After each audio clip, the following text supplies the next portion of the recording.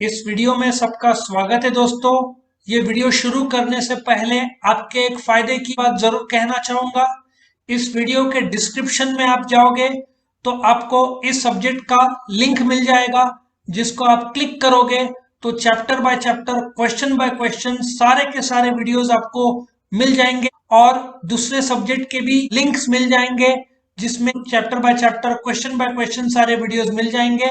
और एक और आपको आइडिया देता हूं, मेरे चैनल को आप क्लिक करोगे तो मेरे चैनल के प्लेलिस्ट पे जाओगे तो आपको 20 के ऊपर सब्जेक्ट्स के लिंक मिलेंगे। बस आपको क्लिक करना है, जो सब्जेक्ट आपको के वीडियो चाहिए, बस आपको chapter by chapter, question by question सारे वीडियोस मिल जाएंगे। तो चैनल को जरूर सब्सक्राइब करो ताकि आपको हर रोज जो हम अपडेट करते वीडियोस वो मिलते रहें। तो हम शुरू करते हैं इस क्वेश्चन का वीडियो अभी। लोन क्या होता है? ए ने एसबीआई को बोला कि भाई मुझे एक 50,000 रुपए का लोन चाहिए। ठीक है, एसबीआई सारे पेपर्स देखता है। ए का एक अकाउंट है, ऐसे सोचो, बिजनेस वाला है इसलिए करंट अकाउंट है। तो एसबीआई क्या करता है, सब पेपर्स क्लियर होने के बाद ये 50,000 रुपया तुरंत करंट अकाउंट में ट्रांसफर कर देता है, या सेविंग्स जो अकाउंट है ए का। बिजनेस का अकाउंट रहेगा तो करंट रहेगा, खुद का रहेगा तो सेविंग्स रहेगा। और ब्याज ये 50,000 पे तुरंत शुरू हो जाता है, इंटरेस्ट तुरंत का तुरंत ये 50,000 पे चालू हो जाता है। नाउ सिमिलर किस्सा बैंक ओवरड्राफ्ट की बात करते हैं। सेम मिस्टर ए है और सेम एसबीआई है। अब ये तो कंपलसरी करंट अकाउंट ही होगा। नाउ एसबीआई ने 50,000 का करंट ओवरड्राफ्ट सैंक्शन किया है। अब जैसे ही 50,000 का ओवरड्राफ्ट सैंक्शन किया, ब्याज शुरू होगा ही नहीं जब तक ये उठाएगा नहीं। Let us take one example. Now A के करंट अकाउंट में 10,000 रुपया है और वो मिस्टर बी को एक पेमेंट करता है 25,000 का। अब करंट अकाउंट में वैसे नॉर्मल सर्कमस्टेंसेस में तो चेक बाउंस हो गया होता, but in this case bounce नहीं होगा। एसबीआई क्या करेगा, मिस्टर बी को 25,000 दे देगा। इसका ए का खाते में कितना था, 10 था। बैंक ने कितना दिया, बी को 25,000। सो अभी ए का बैलेंस हो जाएगा -15,000। सो ब्याज -15,000 पे इंटरेस्ट लगेगा। तुम बोलोगे 50,000 ये तो अपर लिमिट है। ए ज्यादा से ज्यादा चेक दे सकता है 60,000 का, क्योंकि उसके पास 10,000 का जो करंट अकाउंट में है और 60 का चेक दे सकता है। उसने 60 का दिया तो 10,000 जो उसके खाते में, और ये -50 हो जाएगा तो 50 का। लेकिन उसने 70 का दिया तो बैंक मानेगा नहीं, क्योंकि बैंक ने लिमिट तय किया 50,000। बैंक ने लिमिट तय किया 50,000 तो ब्याज 50 पे लागू नहीं होता। जिसने जो उसने ओवरड्रॉ किया है उसका बैंक में 10,000 है, लेकिन उसने ओवरड्रॉ -15 क्योंकि 25 का चेक दिया, उसका बैलेंस इज -15। तो ये -15,000 पे ओवरड्राफ्ट पे ब्याज लगेगा। सपोजिटली उसको एक सी कस्टमर ने उसको 10,000 दिया, तो ये जो 10,000 है सी ने दिया, तो ये इधर खाते -15 का +10 हो जाएगा, तो उसका बैलेंस बचेगा -5,000। इस प्रकार से फिर ब्याज -5,000 पे लगेगा। तो इस हिसाब से ओवरड्राफ्ट फैसिलिटी यूज होता है। आया समझ में कि ओवर लोन में क्या होता है, टोटल अमाउंट ऑफ लोन, ये जो है 50,000 टोटल अमाउंट जिसके खाते में डाल दिया जाता है, is credited by bank separate loan account में ट्रांसफर कर दिया जाता है फिक्स पीरियड के लिए, कि 1 साल, 2 साल, 3 साल, 5 साल। टर्म लोन रहा तो 7 साल। Under this facility the bore can withdraw from his account more than the credit balance. उसका क्रेडिट बैलेंस कितना था, 10, उसने कितने का चेक दिया, 25। तो एक प्रकार का -15 का मोर हो गया ना। पर्पस पर्पस क्या है, लॉन्ग टर्म रिक्वायरमेंट, 5 साल, 7 साल। नॉर्मली लोन लॉन्ग टर्म के लिए होता है, ओवरड्राफ्ट शॉर्ट टर्म के लिए होता है। लोन में क्या बोल रहे हैं, an account holder savings, current और फिक्स डिपॉजिट। तुम लोन तीनों अकाउंट, सेविंग्स वाले को मिल सकता है, करंट वाले को मिल सकता है, एफडी वाले को मिल सकता है। लेकिन ओवरड्राफ्ट स्ट्रिक्टली किसको मिलेगा, सिर्फ करंट अकाउंट को। तुम्हारा करंट अकाउंट का बैलेंस देखा जाएगा, सेविंग्स अकाउंट में कभी भी ओवरड्राफ्ट मिलता नहीं है। तुमको सिर्फ करंट अकाउंट में ओवरड्राफ्ट फैसिलिटी मिलता है।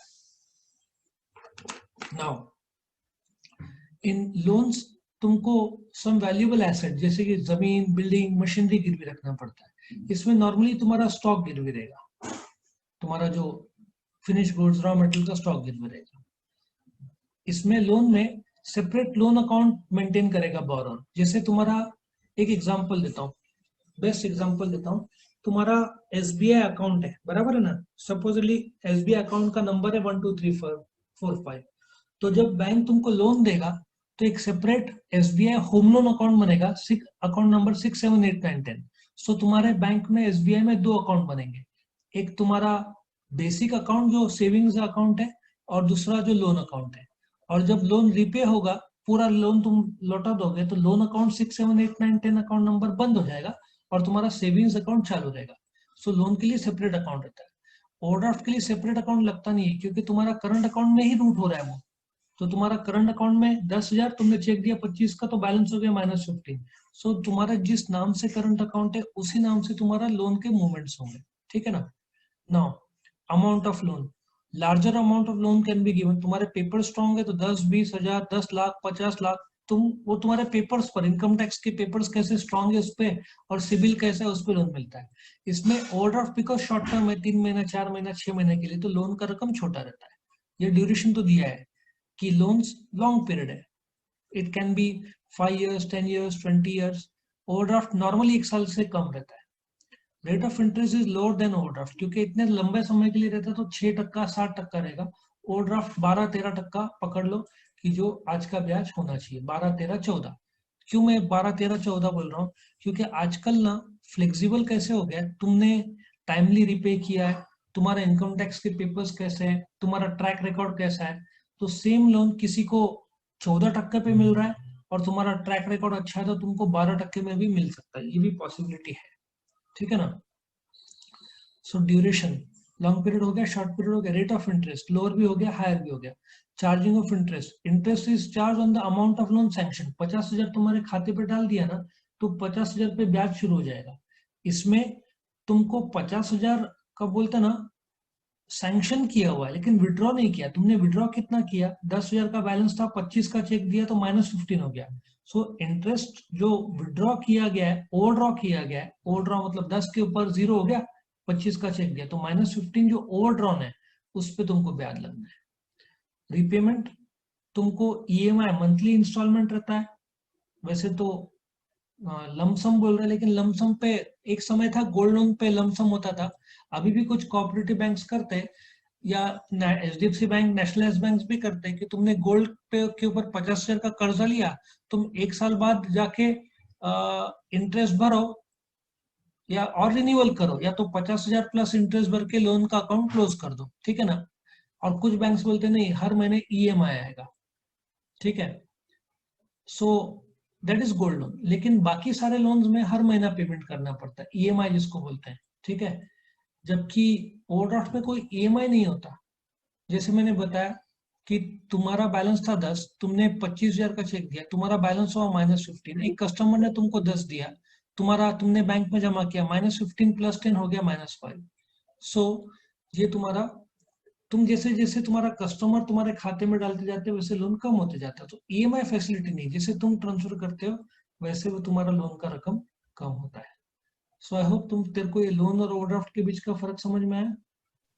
Yes sir. सो आज का जो लेक्चर था वो, वीडियो पसंद आया तो लाइक कीजिए, अपने फ्रेंड्स के साथ शेयर कीजिए, उनका भी फायदा हो, और चैनल को सब्सक्राइब कीजिए। Thank you.